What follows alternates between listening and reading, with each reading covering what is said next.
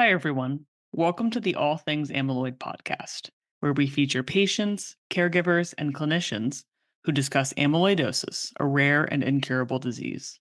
Amyloidosis occurs when the body builds up abnormal amounts of misfolded amyloid protein, which can lead to serious and life threatening outcomes.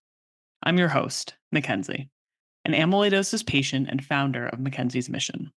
Our goal for this podcast is to raise awareness and share firsthand what it's like to live with this disease, to care for those affected by it, and to treat it.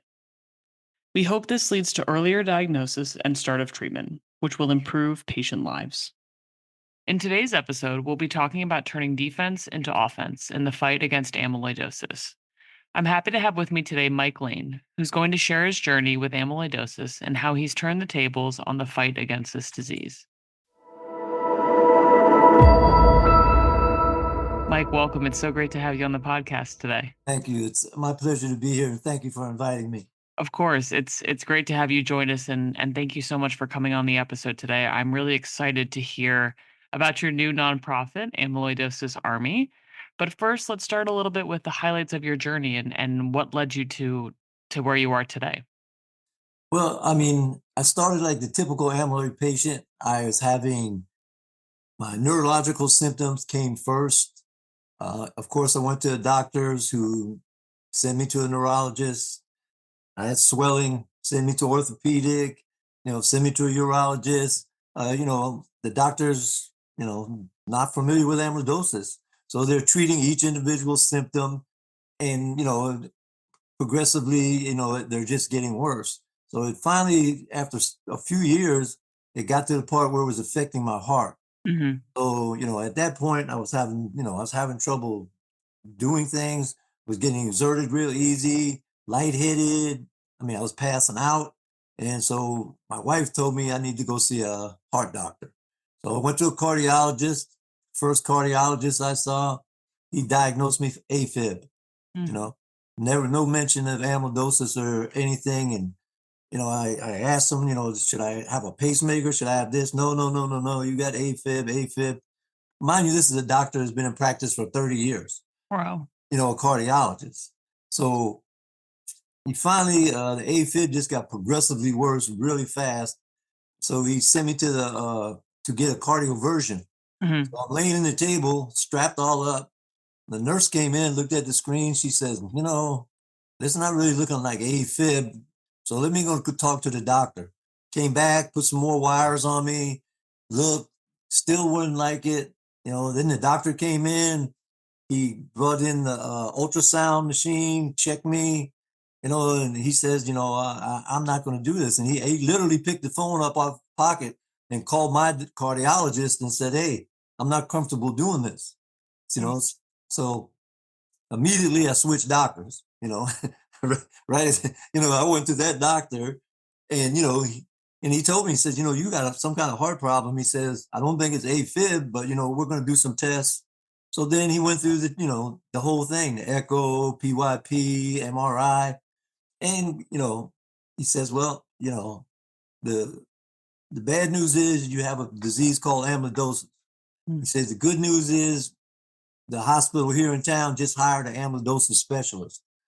You know what I mean? So that's how I got to, that's how I got to Dr. Spurrier, who's my doctor, right? So, and I went to see him, and, back then, this was 2018. Mm-hmm. There was no treatment. There was no cures. Yeah. So, he told me, this is what you got. Back then they had the little witch's brew of green tea and, come to find out later, none of that stuff really worked, what I mean? But they were taking a shot with it. And so I did. But, but he also told me that there was a drug being used in Europe that wasn't approved in America. So, I immediately went to figure out, how can I get this drug if it's good?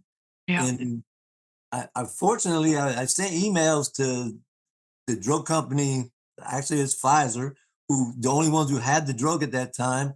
And there was a doctor somewhere in the big offices in New York City, got my email, and he emailed me back. He says, hey, if, I'm going to send you some papers, take them to your doctor.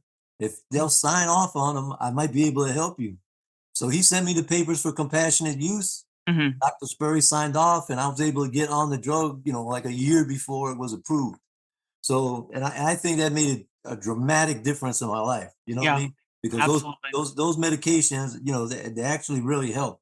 You know, so I got kind of a head start on that, which it made a big difference then. And now I'm on like all the treatments, and Mhm.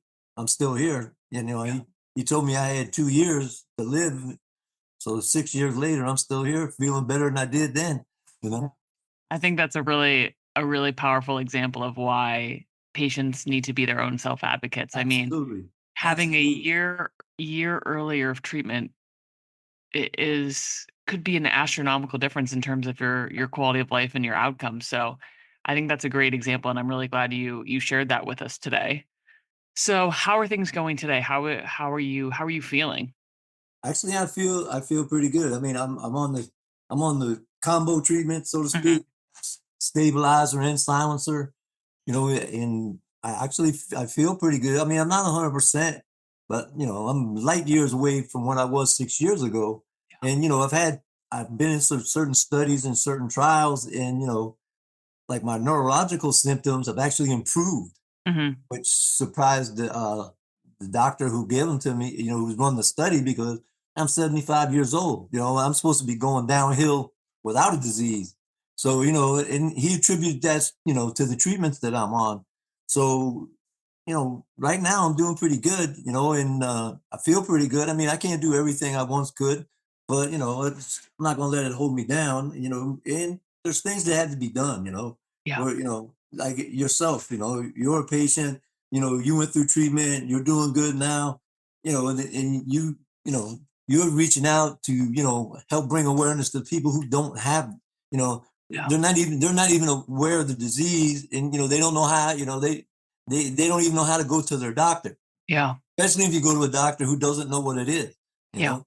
Yeah, no, absolutely. It's certainly important work that we've certainly taken on, and I want to talk more about your work and what you're doing to raise awareness within your community and within the larger amyloidosis community.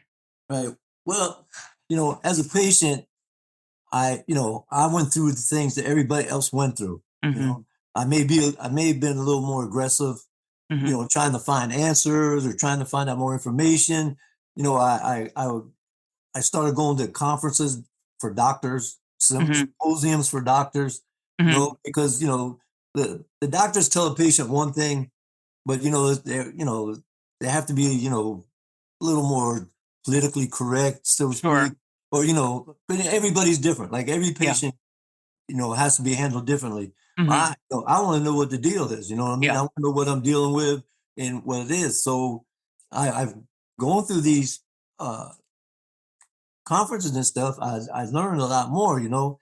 So as a result of that, I met other people, like people from your organization, from the support groups and ARC, and Sure. saw that there's people doing things out there, you Hmm. know. But there's always, like everything else, there's always these little cracks that don't get filled by the Absolutely. bigger groups. And one particular thing that I saw, and I go to every conference I go to, they all talk about V122I, the variant that affects the black population, right? Yep. And for several years now, the best doctors in the world discuss this. They put all this data up, and then the closing statement for every session that I ever saw was more needs to be done, Yeah. right? But nobody's ever said what the more is. You know what I Yeah. mean? Like, yeah, more needs to be done, but what's the more?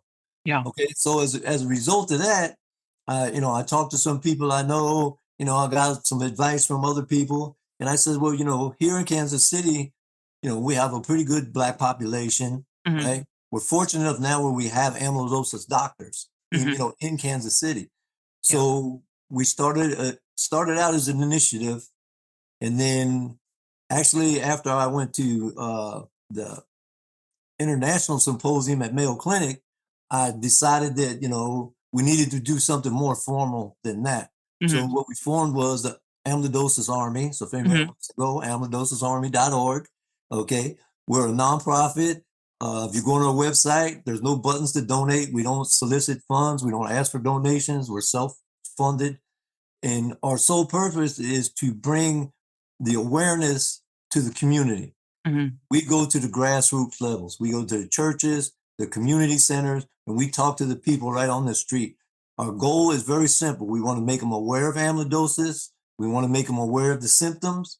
We want to stress the hereditary factors in it. Hmm. And then what we also do is we bring somebody from the medical profession. We have doctors in town who volunteer to come speak for us, right? We tell them about the free testing that's available. Hmm.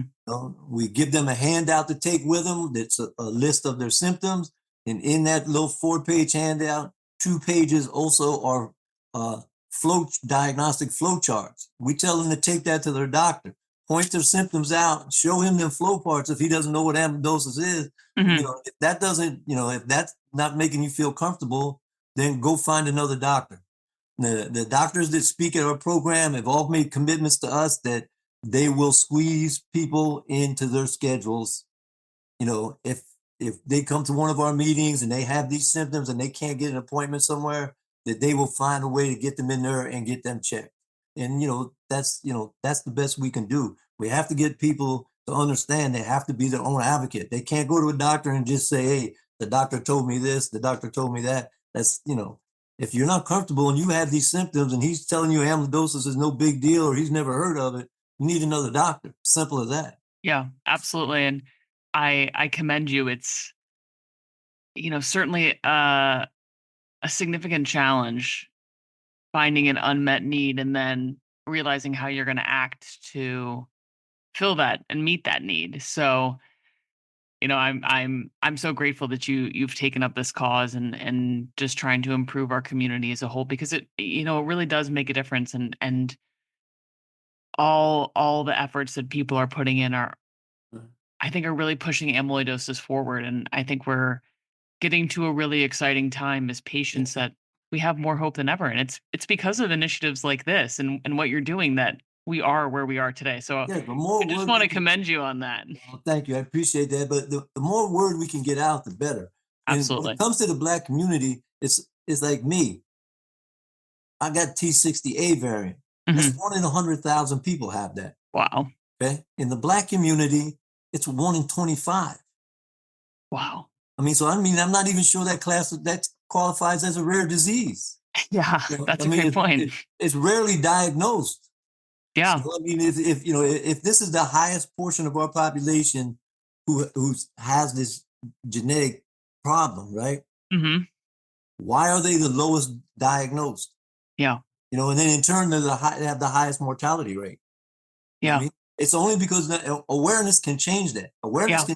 can, in this instance, awareness can change that. It can save a lot of lives. It can give people a lot better lives. Absolutely. But they have to, they have to be aware of it and they have to go there and advocate for themselves. I Yeah. mean, that's the only solution. There's no other way. Yeah. Yeah. No, absolutely. Talk to me a little bit more about some of the challenges that you've encountered when you've been trying to kind of push out your work into the community, particularly in the local Kansas City area. When you're dealing with a rare disease, it's a subject people don't want to, they really don't want to know about. Yeah. There's a lot of people who don't want to know if they have this disease. Sure. So, there's it's an underserved community, you Hmm. know, and I'm thinking the medical care they get may not always be the best, Yeah. you know. But at the same token, there's a riffle of apathy in the community. Hmm. Like you would think if you went to a pastor of a church and said, "Hey, you have a congregation of 200 people," you know what I mean? So what? So 8 of those people potentially can have a rare fatal disease. Yeah. Shouldn't we try to get this message out? Hmm. And people are just, you have to go in there and you have to go in there and be a salesman. You have to Yeah. sell it. You have to be a horse trader. These are just things that you have to do, you Yeah. know, and it seems like it shouldn't be. It seems like this is something that would be welcome, Yeah. and everybody would, but it's not. It's a difficult subject, and especially for something people never heard of it. I Yeah. mean, the first question we always ask is, anybody know what amyloidosis is, right? Hmm. Nobody's ever raised their hand. You know, like, I had a meeting yesterday with the deputy director of the health department for Hmm. our county, for Jackson County, right? Hmm. She never heard of amyloidosis. Yeah. You know what I mean? So, I mean, this is, I mean, I went to the emergency room a couple of weeks ago in the hospital where I get treated. Hmm. All my medical records are right there on that guy's computer screen. Hmm. So I told him, I said, look, I just want to let you know I got amyloidosis, ATTR. So before you start giving me stuff, let's just look at that screen, make sure everything's compatible. And, Absolutely. I could tell by the look in his eye, he knew what I was talking about. You know what I mean? So I said, you know what amyloidosis? He said, and they kind of mumbled, oh, yeah. He said, but what do those initials stand for? I said, okay. I said, if it wasn't 11:30 at night, they stand for me to go find another doctor. But, Yeah. since you're the only one here, I'm going to tell you what they are. But, Yeah. but I mean, that's the case, that's where we're at. And I mean, Yeah. I went to this one of the best hospitals in town. Hmm. Imagine if I go to, to some of the hospitals, that aren't the best hospitals in town where the majority of the Black population gets treated. Yeah. Man, what chance do they have? You Yeah. know, literally, what chance do they have?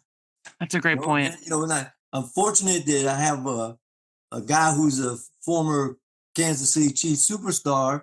As he has joined our team. He's a patient as well. You Hmm. know, so that that's helping us get people's attention and it's getting helping us get our foot indoors. That would be a lot more difficult if we didn't have that. Yeah. I think there's something powerful to be said about kind of representation and kind of seeing someone who looks like you and just giving you all that more comfort Right.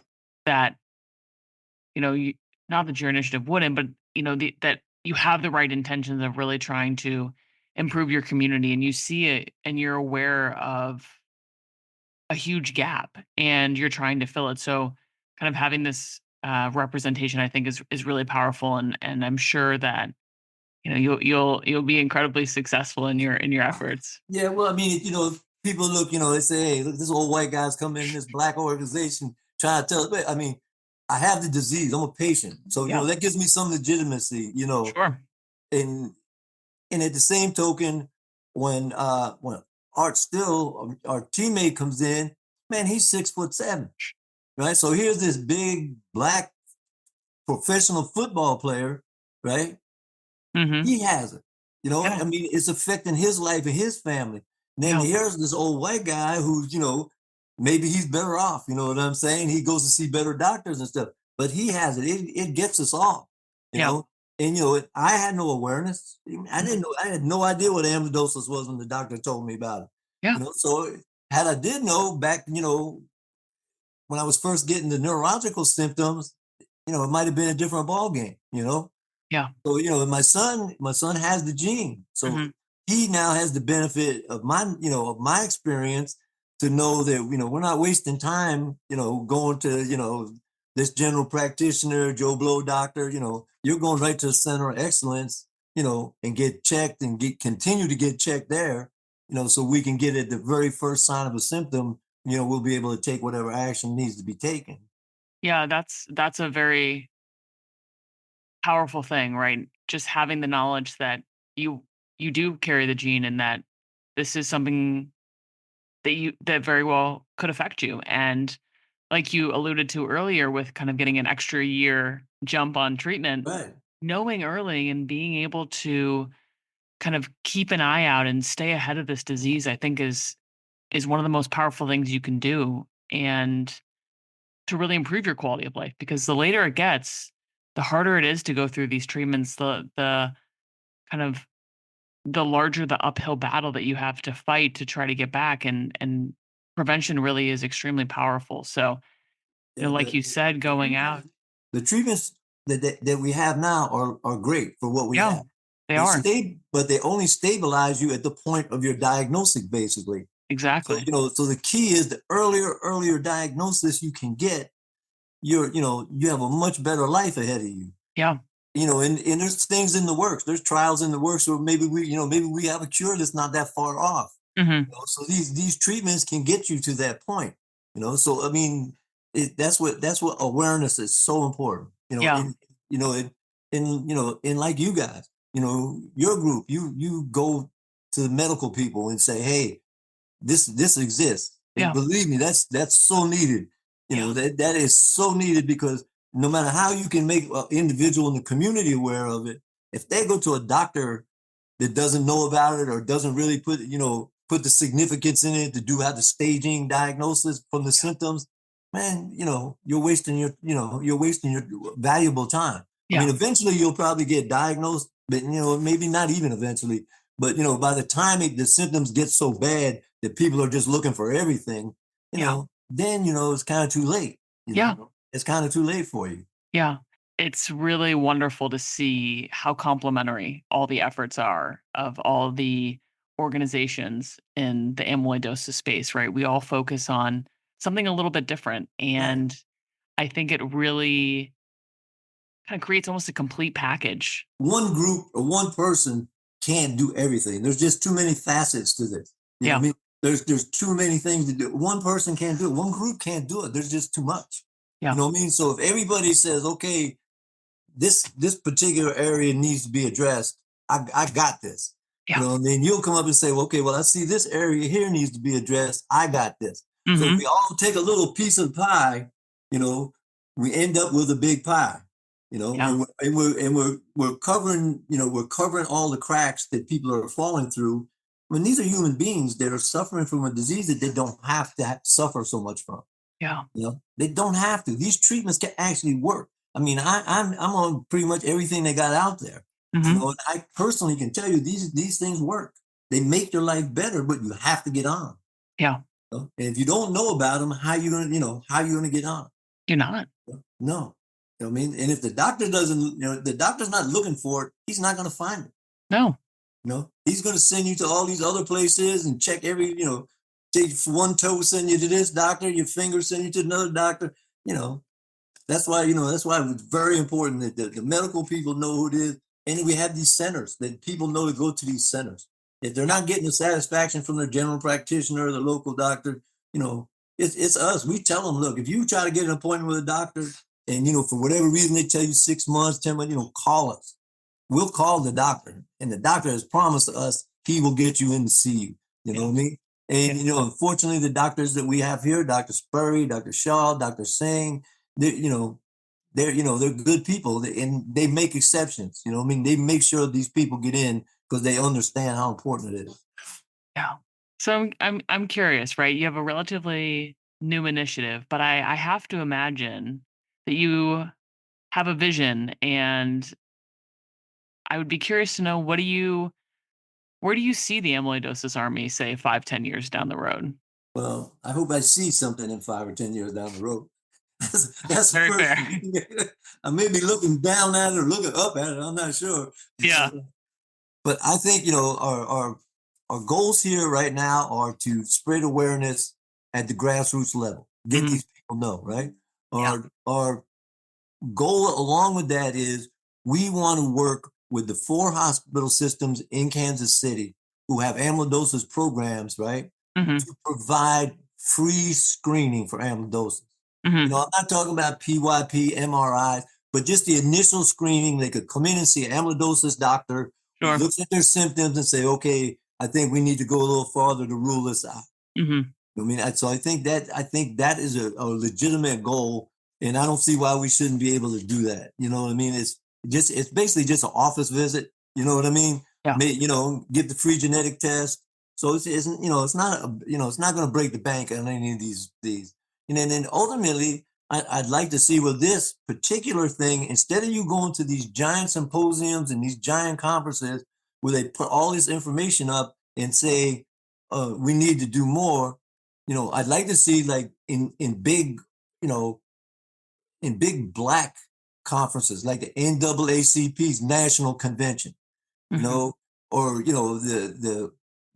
there's a lot of black doctor societies. Mhm. You know, and there's we like to go where we could go there to let everybody take this message home, and say, hey, this is something we need to start looking at a little closer, you Yeah. know and spread it in the community and spread it to the people, because the people have to go to the doctor's office with those little handouts and say, hey, I got this symptom, and this symptom. we need to be looking at the back page, you Yeah. know? Yeah. So hopefully it'll go to that. I mean, I'm going to try my best to, keep moving it forward, keep moving it forward. But, it's a challenge. It's like, this is for your organization. It's a challenge. People just don't open the doors and say, hey, this is a great idea. Come on in. Yeah. And, I mean, it's, you got to knock on doors and, get doors, and you get a lot of promises you never get a call back on, Yeah. So, but you have to keep going. That's life. You know what I mean? Yeah. If you're not willing to put that work in, you're not going to get the results.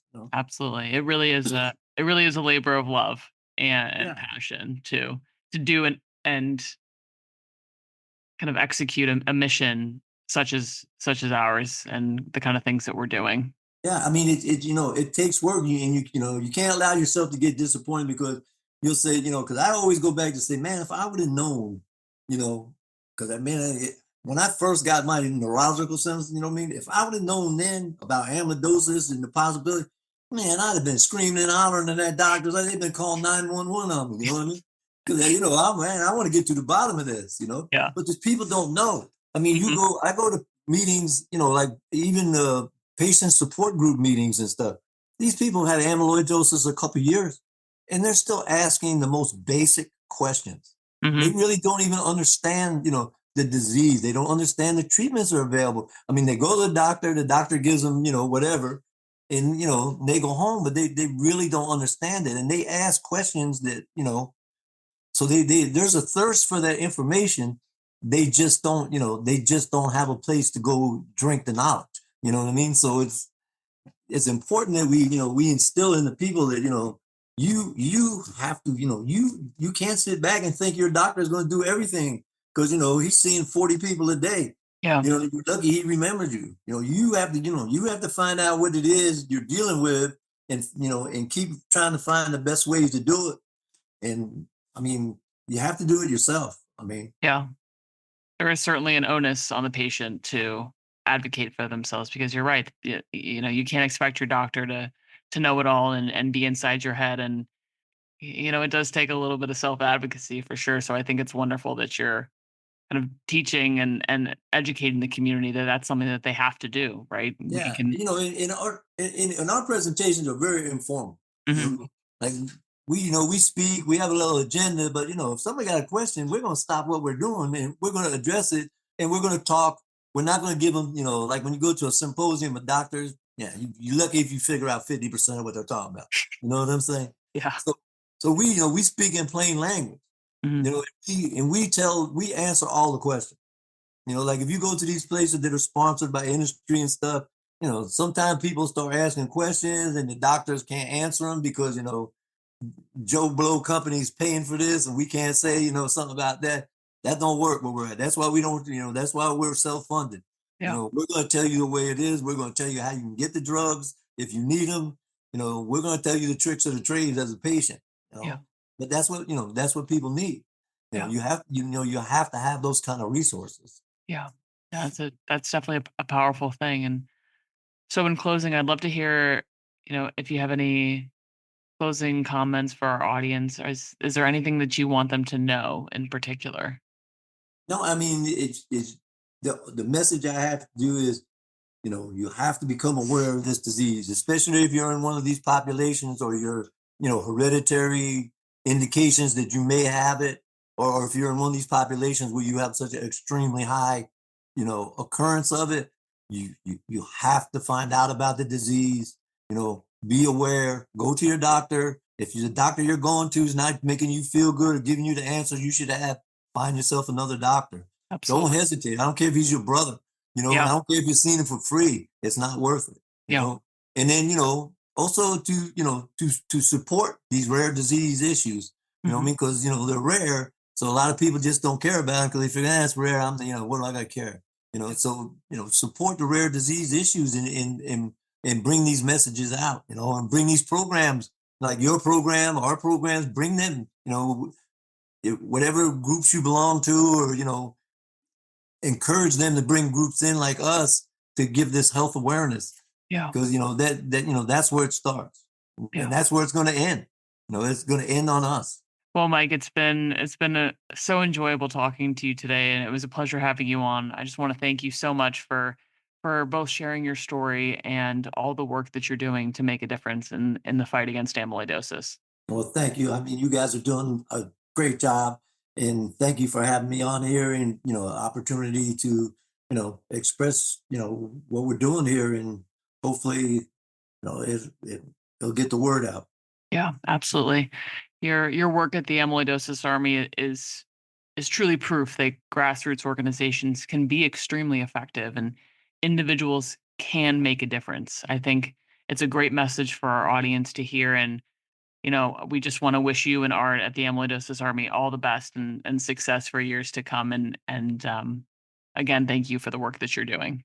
Okay. Thanks very much, Mackenzie. It's a Of pleasure. course, of course.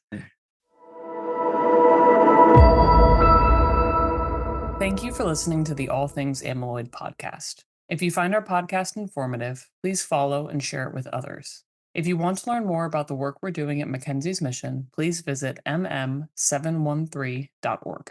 We'd also like to thank AstraZeneca Pharmaceuticals, Alexion Pharmaceuticals, Alnylam Pharmaceuticals, and Bridge Biopharma for their sponsorship to help raise awareness about amyloidosis. We hope you stay tuned for future episode drops. Thanks for listening.